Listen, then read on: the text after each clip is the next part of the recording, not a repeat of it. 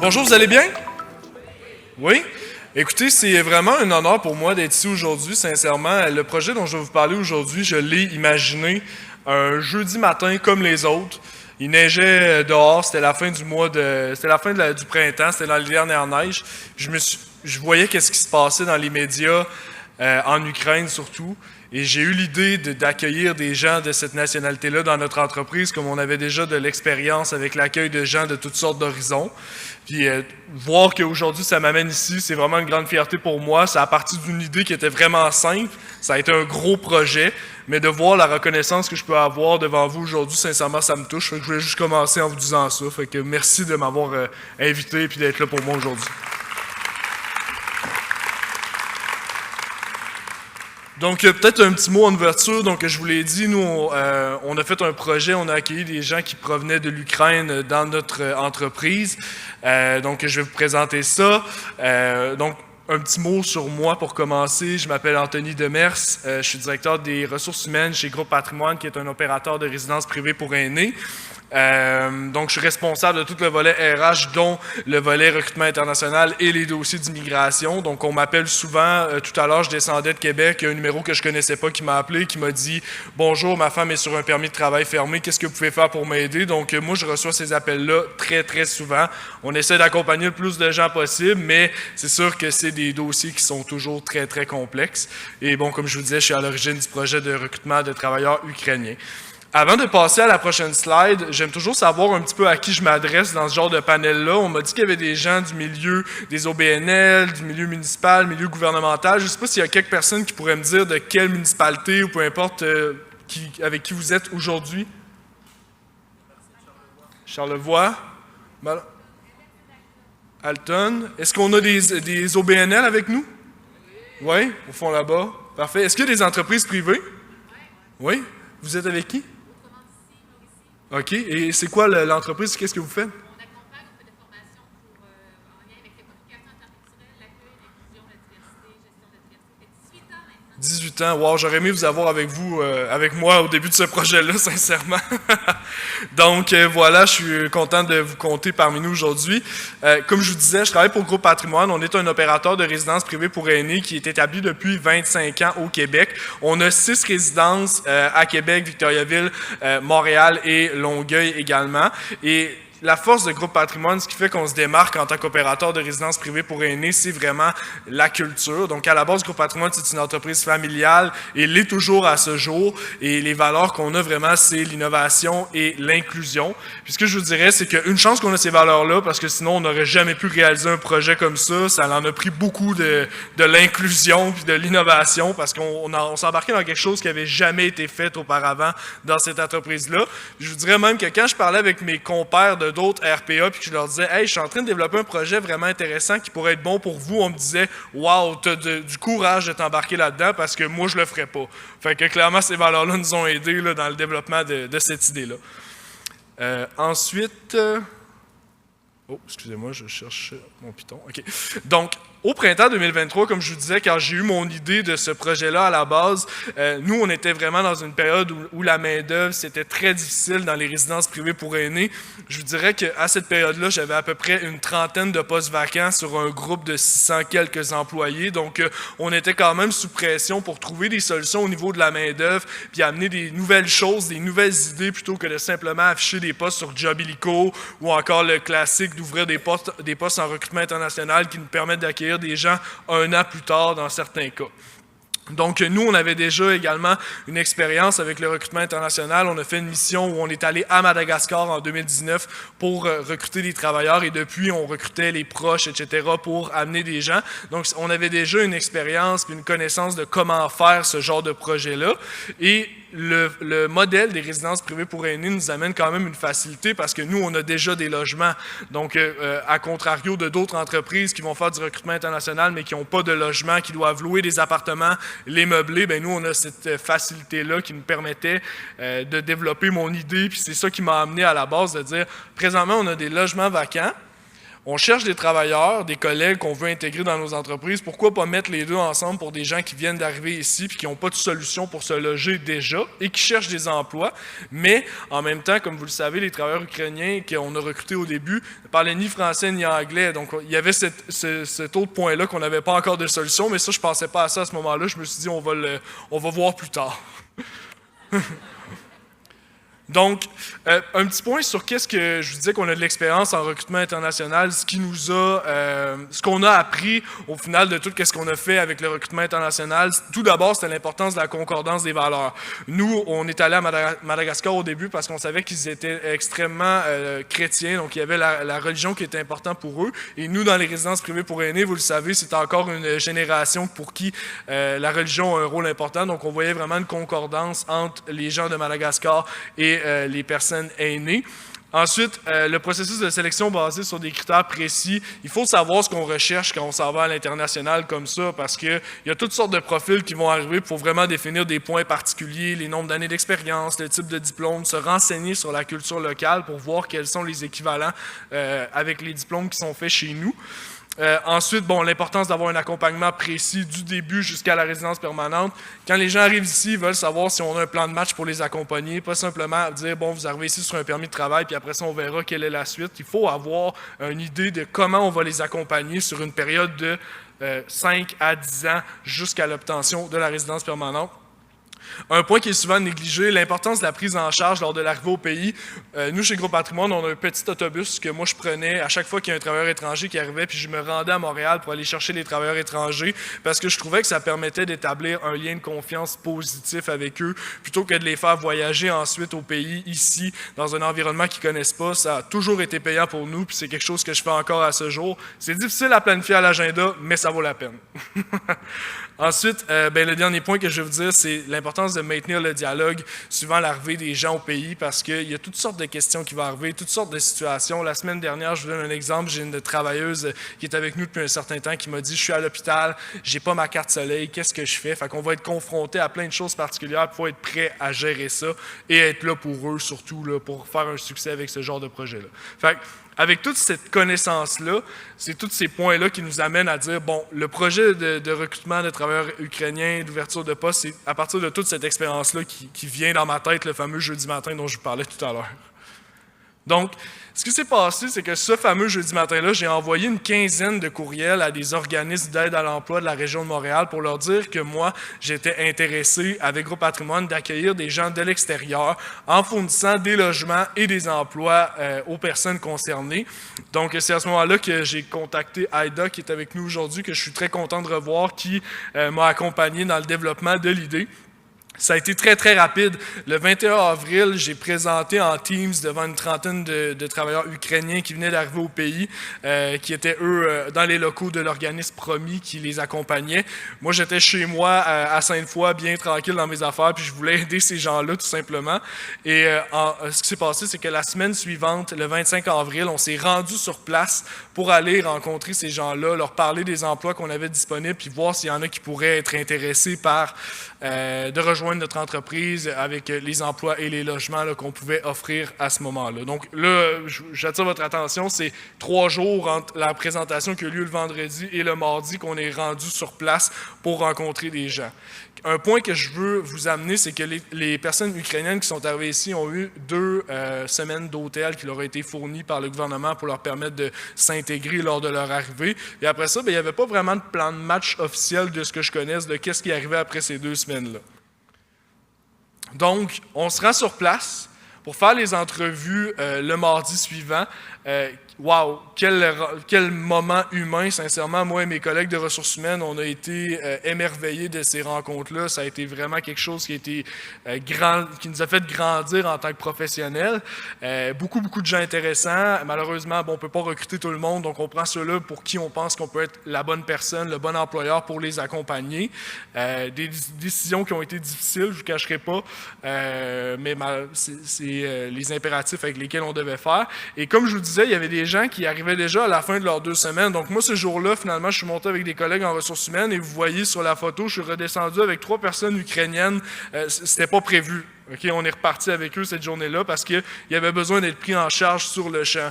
Donc, vous allez voir plus tard, je remercie mon directeur des opérations qui s'appelle Dave Tremblay parce que c'est ce jour-là que je l'ai appelé puis je lui ai dit « Écoute, Dave, je redescendrai avec 3 personnes. Est-ce qu'on peut préparer des chambres? » Il était 2 heures de l'après-midi puis on allait être à Québec vers 5-6 heures. Fait que, quand je vous disais qu'il faut être ouvert, l'innovation, tout ça, ben ça prend faut être capable de bouger rapidement. Donc, c'est ça, on est redescendu le mardi avec 3 collègues pour 2 de nos résidences sur 6. Et la semaine suivante, on est retourné encore une fois, et cette fois-là, on est revenu avec 7 collègues qu'on avait rencontrés la semaine auparavant pour les rapatrier dans nos résidences. Donc, comme les dates sont importantes dans ce projet-là, c'est 10 recrutements au final de gens qui ne parlent ni français ni anglais qu'on doit loger et former au travail dans une langue qu'on ne connaît pas dans l'espace de 2 semaines. Donc là, on se retrouve avec ça maintenant, puis moi, dans ma tête, on va trouver des solutions, puis ça va être facile, ok? Je ne vous cache pas. Okay? À ce moment-là, pour moi, c'était très simple tout ça. Fait que l'aventure commence à partir de là. Bon, maintenant que tout le monde est arrivé, ben là, nos directeurs se retournent vers moi et disent « C'est beau, ils sont arrivés, on est dans les appartements, ils commencent à faire leur première journée de formation, mais ils disent « Comment on s'y prend? » Ils se retournent vers moi et ils me posent cette question-là, puis moi je leur dis « Bon, on va faire un plan de match. » Parce qu'on a eu plusieurs problématiques qui sont apparues. D'abord, la rapidité du projet ne nous a pas permis de préparer nos cadres qui gèrent ces personnes-là. Je vous donne un exemple. Il y avait plusieurs personnes qui travaillaient en entretien ménager, mais ma responsable d'entretien ménager ne parle pas anglais. Donc, l'ukrainien, c'est un autre niveau. Fait que là, il fallait trouver une solution pour ça, pour qu'elle soit capable d'interagir avec ses employés, puis également entre collègues. Souvent, ils ont besoin de se parler entre eux pour dire, bon, tel appartement, est-ce que tu as eu le temps d'aller le faire? Non, etc. Fait qu'ils doivent être capables de communiquer entre collègues. Donc ça, c'est un autre enjeu auquel on faisait face. Ensuite, bon, il fallait embaucher ces gens-là. Dans le milieu des résidences privées pour aînés, c'est très, très, très normé l'embauche d'un employé. On a énormément de documents à remplir, mais il n'y a aucun de ces documents-là qui sont en ukrainien, donc un autre problème. Et dernier point, ben, c'est que ces gens-là qui venaient d'arriver au pays vivaient tous des situations psychologiques énormément difficiles avec ce qu'ils avaient vécu. Il y avait de la famille qui était encore en danger, peu importe. Donc ça, c'était un autre problème qu'on voulait les accompagner pour s'assurer que au moins, nous, on leur fournisse un cadre dans lequel ils se sentaient bien, ils pouvaient prendre des nouvelles de leurs proches, etc. Fait que ça, c'est les enjeux majeurs qu'on avait dans les premières semaines. Donc, qu'est-ce qu'on a fait? C'est que pour les défis de communication, ben, on a utilisé l'application sur le téléphone traduction, tout simplement. Donc, sur les iPhones, la plupart, on a un outil qu'on peut parler et ça traduit dans l'autre langue. Donc, c'est devenu le mode de communication entre les employés et leurs gestionnaires, mais également entre les employés qui sont non ukrainiens, qui étaient déjà avec nous, et les collègues ukrainiens. Et ça a l'air complexe comme ça, mais à la longue, on s'habitue facilement à l'outil. Ça devient là, vraiment quelque chose qui facilite le tout. Donc, moi, ce que j'ai fait, c'est que j'ai présenté cette application-là à l'ensemble des cadres du groupe qui devaient gérer ces employés-là au quotidien pour s'assurer qu'ils soient capables d'interagir avec eux. Ensuite, avec l'aide de Promis, on a traduit l'ensemble des documents pour être capable de faire les embauches et de les onboarder avec nous. Puis pour ce qui est également du soutien moral, bien, j'ai aussi eu l'appui de Promis, qui était vraiment un partenaire de choix dans ce projet-là, parce que déjà qu'on a la barrière de langage, aller au niveau émotionnel était très difficile pour nous. Puis c'était encore des gens qu'on connaissait peu. On parle de 2-3 semaines après leur arrivée, donc on avait encore besoin de temps pour établir une relation de confiance. Donc Promis a été un partenaire de choix là, dans le développement d'un encadrement à ce niveau-là. Bon, ensuite, on s'améliore, on devient de plus en plus meilleur avec le temps. Au niveau des défis de communication, premièrement, on avait l'outil traduction sur les téléphones, mais j'ai aussi lancé des cours de francisation dans chacune de nos résidences, qui est en partenariat avec le Cégep de Sainte-Foy. J'avais un professeur qui venait à chaque semaine avec un petit groupe pour les aider à développer leurs compétences au niveau linguistique. Au niveau des cadres intermédiaires, bien, avec le temps, il y a certaines personnes, je vous dirais peut-être 75% de nos cadres qui géraient des travailleurs étrangers ukrainiens qui se sont vraiment impliqués. J'ai mis une petite photo de Martine et Martin qui sont énormément connus dans notre réseau de résidence parce que c'est devenu les références dans l'encadrement de ces personnes-là. Ils ont organisé des événements à l'extérieur avec eux. Martine, que vous voyez ici, elle prenait sa propre voiture la fin de semaine, venait chercher des travailleurs puis elle les amenait faire le tour de la vieille ville à Québec. Donc, c'est des gens qui se sont énormément impliqués. Puis vous allez le voir plus tard, selon moi, c'est ce qui fait le succès de ce projet-là, c'est l'implication des cadres intermédiaires, parce que moi, je suis en haut, puis je rêve, puis je pense à tout ça, mais je suis pas là au quotidien avec ces personnes-là, fait que sans eux, ça peut pas être possible. Ensuite, j'ai parlé au niveau de la traduction. On a également découvert qu'on avait déjà des gens dans notre masse d'employés qui étaient ukrainiens ou autres, puis qui avaient la connaissance, qui se sont ajoutés, puis qui sont devenus des parrains pour certaines de ces personnes-là. Donc, on pouvait les jumeler ensemble pour s'assurer que leur accueil se passait bien. Puis au fil du temps, je vous parlais un petit peu des problématiques que ces personnes-là pouvaient vivre au niveau psychologique ou autre. Mais on a réussi à établir des relations de confiance avec ces personnes-là, puis certains ont fini par s'ouvrir à nous. On a pu les référer à des ressources, puis les aider à mieux vivre ce choc culturel et personnel qu'ils vivaient au courant de cette période-là. Donc, suivant la période des premiers accueils, on a continué nos démarches de recrutement. Donc, vous me voyez ici en photo avec 3 jeunes qu'on a recrutés au courant de l'été 2023, suivant la période de recrutement initial. Donc, maintenant qu'on savait comment s'y prendre, j'étais capable d'amener mes directeurs à dire « As-tu réfléchi, on pourrait peut-être ouvrir pour accueillir d'autres personnes ukrainiennes parce qu'on vivait des succès. » Donc, eux, ils avaient de l'ouverture là, vraiment à accueillir plus de gens. Donc, au courant de, je vous dirais, de à peu près les 10 mois suivant la première vague de recrutement, c'est 30 collègues ukrainiens finalement qu'on a accueillis durant cette période-là. Puis certains sont encore avec nous à ce jour. Fait que ça, c'est vraiment une fierté pour nous. Ça veut dire qu'on a réussi à faire un bon travail pour les intégrer de ma compréhension. Ensuite, viennent les moments un petit peu plus touchants pour nous. Comme je vous l'ai expliqué un petit peu depuis le début, on s'est énormément impliqué dans l'accueil, l'intégration de ces gens-là. Puis là, on a vécu nos premiers départs qui ont été très, très émotifs parce qu'on a développé des relations vraiment proches avec ces personnes-là. Donc, au courant de l'automne, suivant la période d'été, on a eu nos premiers départs de collègues qui devaient retourner auprès de leur famille ou encore aller s'occuper de des proches qui étaient souffrants, qui étaient partout dans le monde. C'est après que j'ai compris qu'il y avait des Ukrainiens qui avaient été envoyés un petit peu dans énormément de pays. Donc, ils voyageaient beaucoup pour aller voir leurs proches. Donc, comme je vous disais, c'est vraiment, selon moi, une preuve de la réussite de notre processus d'intégration que vous le voyez peut-être pas sur la photo, mais il y a encore Martine et Martin qui, eux, ont accueilli beaucoup de collègues qui sont énormément touchés lors du départ. Il y a eu beaucoup de pleurs cette journée-là. On a eu beaucoup de rattrapage à faire pour les aider à vivre avec ça.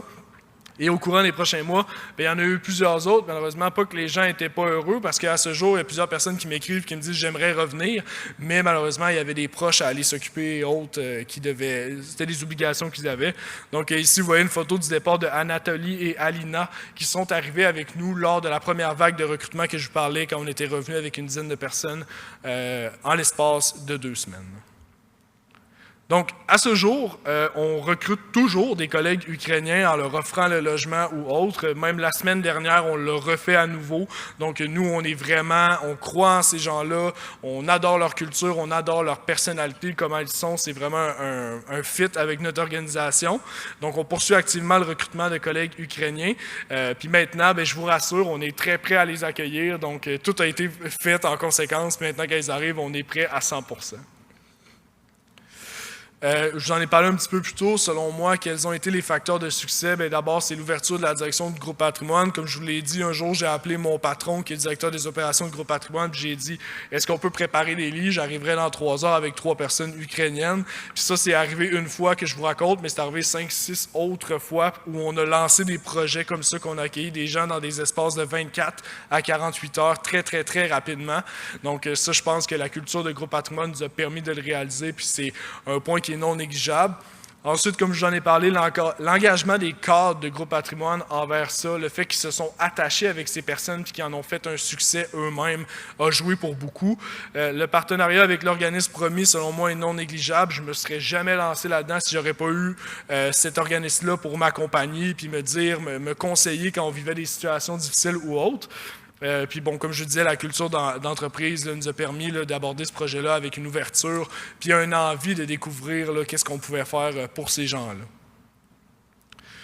Maintenant, si c'était à refaire, si je pouvais reparler à Anthony du fameux jeudi matin en question pour en faire encore plus un succès quand on a lancé l'initiative, ce que je vous dirais, c'est que je lancerai tout de suite une interrogation parmi nos employés pour trouver les fameux parrains dont je vous parlais plus tôt, parce qu'ils ont vraiment joué un rôle dans l'intégration réussie des gens. Donc, vérifier s'il y a des gens déjà de cette communauté-là dans nos résidences et essayer de les embarquer dans le projet. Ensuite, c'est sûr que ça serait vraiment pertinent que les cadres intermédiaires qui vont gérer avec ce genre d'employés-là au quotidien en apprennent plus sur la culture, sur la langue, sur la personnalité des gens qu'on va recruter au niveau, par exemple, de la culture ukrainienne. Ce genre d'intervention-là pourrait vraiment faciliter l'intégration des travailleurs, donc d'investir sur les cadres intermédiaires qui vont être au quotidien avec eux. Puis finalement, je pense que c'est vraiment important, autant je vous disais plutôt que c'était pour le recrutement international, d'avoir des espaces de discussion avec eux, mais avec les cadres et les gestionnaires, de garder une porte ouverte à chaque semaine où ils peuvent venir poser leurs questions, puis on se met en tant qu'équipe pour trouver des solutions à toutes les problématiques qu'ils peuvent vivre. C'est vraiment un espace de discussion qui va être pertinent là, pour faire un succès dans ce genre d'initiative-là. Et pour finir, je voulais juste vous laisser quelques conseils pour des personnes qui pourraient entendre ce genre de projet-là puis dire éventuellement qu'il va y avoir une opportunité ou autre, est-ce qu'on se lancerait dans une initiative comme ça? Je pense que c'est important de considérer que ce n'est pas une solution à une problématique de main-d'œuvre. Il faut vraiment le voir d'un volet humain parce que je vous dirais que le temps que j'ai passé à organiser les cours de francisation, à amener un travailleur à l'hôpital, qu'on ne sait pas comment ça va se passer, ce genre de choses-là, font qu'on ne peut pas l'envisager seulement dans une solution de problématique de main-d'œuvre. Il faut vraiment voir ça comme un projet humain pour être capable d'en faire un succès. Ensuite, ce que je vous dirais, c'est qu'il faut vraiment accepter les échecs. Je ne vous mentirai pas, il y a certains travailleurs avec qui ça n'a pas bien fonctionné, comme ça ne peut pas bien fonctionner avec des travailleurs québécois ou autres. Donc, il faut l'accepter, faire appel aux ressources, puis essayer, somme toute, de les accompagner pour être capable de faire un succès. Puis ensuite, ce que je vous dirais, c'est qu'il faut aborder les problèmes un à un, parce qu'il va en avoir des problèmes. Là. Je vous en ai listé 4, mais j'aurais pu faire une liste de 25 slides de problématiques qu'on a vécues. Mais quand on a un esprit de solution, puis qu'on veut avancer, puis qu'on veut les aider, les développer chez nous, c'est sûr et certain qu'on trouve des solutions pour toutes les problématiques auxquelles on fait face. Puis dans tous les cas, moi, j'ai pu compter sur l'organisme promis, mais je suis sûr qu'il y a toutes sortes d'organismes, comme on parlait un petit peu plus tôt, qui pourraient aider ces gens-là qui voudraient lancer ce genre de projet-là. Fait que c'était la présentation, mais je voulais quand même garder du temps. Je ne sais pas s'il y en a qui auraient des questions sur notre expérience, travailleurs étrangers, sur comment on a fait. Merci.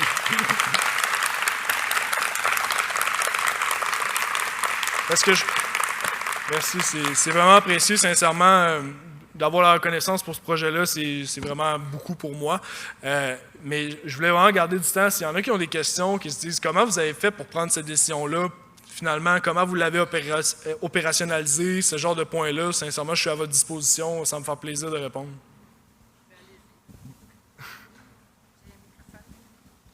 Est-ce que quelqu'un avait une question? Oui, parfait. Bon, bonjour. Déjà, un gros merci pour la présentation. Rapidement, juste pour me mettre en contexte, je travaille pour le Conseil québécois des ressources humaines en tourisme et puis on est porteur, en fait, du projet d'intégration des demandeurs d'asile dans le secteur touristique, donc projet pilote du ministère de l'Emploi et de la Solidarité sociale. Bref, tous les défis que vous avez mentionnés, c'est des défis qu'on rencontre aussi. On ne va pas se le mentir, là, la langue, l'hébergement, le déplacement, tout ça.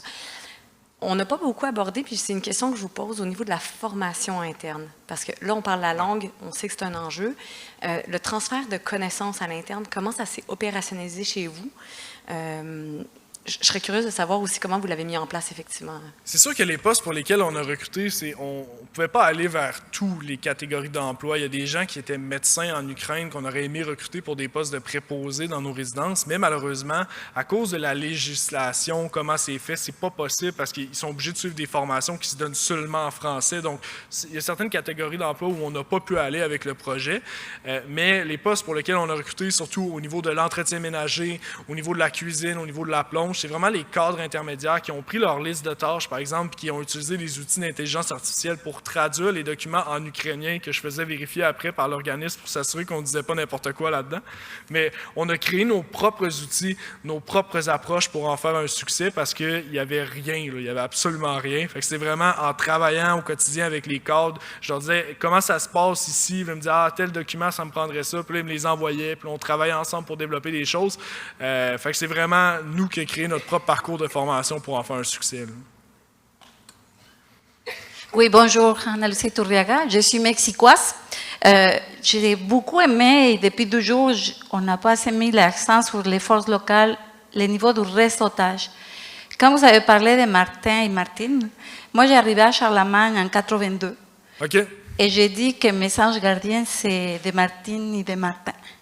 Et si je suis mexicoise après 43 ans, c'est grâce justement à mes anges gardiens, parce que c'est eux qui m'ont ouvert des portes, c'est eux qui m'ont éclairé des situations.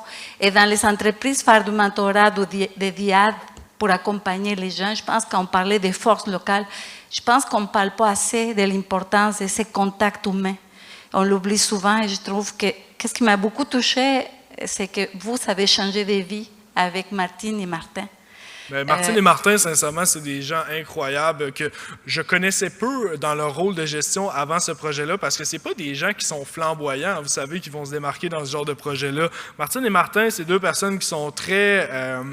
ils parlent peu, mais ils ressentent beaucoup. Comment je pourrais l'expliquer? Donc, dans ce projet-là, Martin, lui, c'est notre chef cuisinier à la Résidence Humanité de Québec. C'est pas un homme qui prend beaucoup d'espace, mais dans ce projet-là, je vous dirais qu'il a pris énormément d'espace. Puis quand je leur ai dit que je venais faire la conférence, puis que je leur ai envoyé les sujets, puis qu'ils ont vu qu'ils étaient mentionnés, ça leur a fait chaud au cœur, parce qu'encore à ce jour, on reçoit des courriels de certaines personnes qui nous ont quittés puis qui nous disent « Ah, on est encore dans des situations difficiles et autres », puis ça les touche énormément. Fait que je pense que tout le succès, sincèrement, à 95%, repose sur ces anges gardiens-là, comme vous avez parlé. C'est des gens qui vont marquer les parcours migratoires et qui peuvent faire justement des histoires à succès, mais dans votre entreprise, ça a été vraiment, je trouve, un point très fort.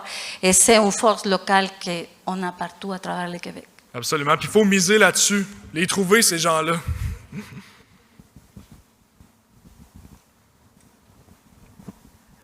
Merci. Félicitations pour cet accueil, ce recrutement tel que vous l'avez présenté aussi. Merci.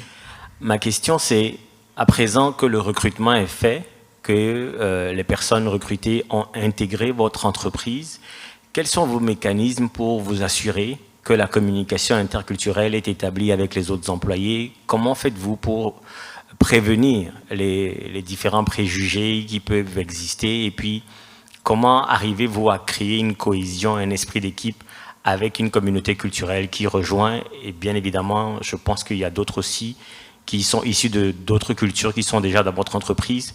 Comment s'est fait l'arrimage et comment faites-vous pour garder la cohésion? Merci.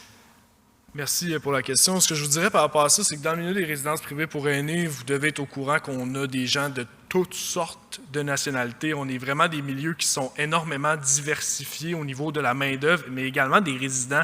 Donc, quand les gens sont arrivés en provenance de l'Ukraine, c'était pas un choc pour les collègues, parce qu'au final, dans ma salle d'employés, dans notre plus grosse résidence où j'ai 250 employés, j'ai tous les drapeaux de provenance des gens dans la salle de lunch. Puis on faisait juste rajouter un drapeau, mais qui, eux, ne parlaient pas français pour l'instant. Donc, ce que je vous dirais, c'est que les gens se sont vraiment mobilisés pour en faire un succès. Tout le monde était touché par ce qui se passait dans leur pays d'origine. Donc, on n'a pas vécu de difficultés de gens qui étaient réticents à s'investir. C'est sûr que les cadres, comme j'en ai parlé, ça chamboulait complètement leur quotidien. Au début, on a eu une période d'adaptation, une certaine résistance, de dire, bon, comment on va gérer ça? Ouais, c'est pas facile, c'est difficile, mais après la période, quand les gens ont fait leurs preuves et qu'on a vu qu'ils étaient autant capables de faire le travail que tous les autres collègues, bien, ça a complètement disparu. Puis après ça, c'est devenu, même que les gens me disent encore à ce jour, quand il y a des postes qui se libèrent, hey, Anthony, on pourrait-tu accueillir un travailleur ukrainien ou peu importe, as-tu des options à nous proposer par rapport à ça, avant d'afficher sur Internet parfois.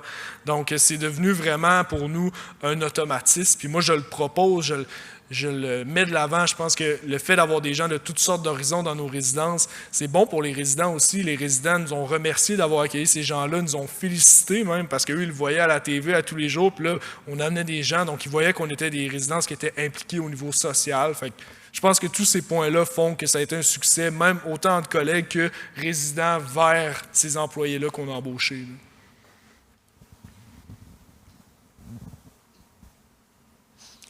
Bonjour à tous, moi je m'appelle Grace Oulaï. C'est pas une question, mais c'est vraiment une intervention parce que quand j'ai entendu ce que vous avez raconté, ça m'a vraiment donné les frissons.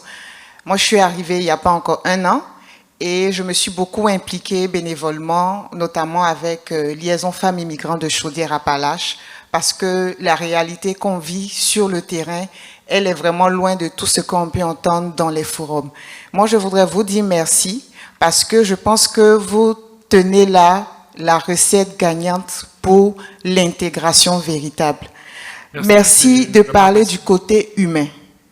Comme je dis, je suis arrivée il n'y a pas longtemps, ça manque parfois dans les contacts qu'on a. Merci de tenir compte du volet psychologique. C'est vrai qu'avec les Ukrainiens, il y a eu des événements dans leur pays. Mais ce n'est pas parce qu'on a choisi d'être immigrant que quand on arrive ici, il n'y a pas de choc de culture, il y a l'isolement. Parfois même, on fait de la santé mentale. Moi, j'ai appelé un jour ma soeur, je lui ai dit, j'ai chaud dans la tête. Elle me dit, ça veut dire quoi? Je faisais une dépression, mais je n'avais pas les mots. Parce que nous, culturellement, on ne dit pas qu'on fait une dépression, ça n'existe pas dans notre vocabulaire. Je lui ai juste dit, j'ai chaud dans la tête. Merci de tenir compte de ce côté-là aussi. Merci, enfin, de ne pas avoir été freiné par la barrière de la langue, parce qu'on vient de divers horizons. Personnellement, le français, ce n'est pas un problème pour moi, mais il y a d'autres personnes pour qui c'est difficile. Et enfin, merci d'avoir préparé l'équipe présente à l'arrivée des nouveaux collègues. Ça aussi, c'est un point qu'il faut vraiment dont il faut tenir compte. Je voudrais m'adresser à tous les autres organismes. Vraiment, bravo, chapeau, et puis j'espère que beaucoup d'autres employeurs pourront s'inspirer de votre parcours. Merci. Merci.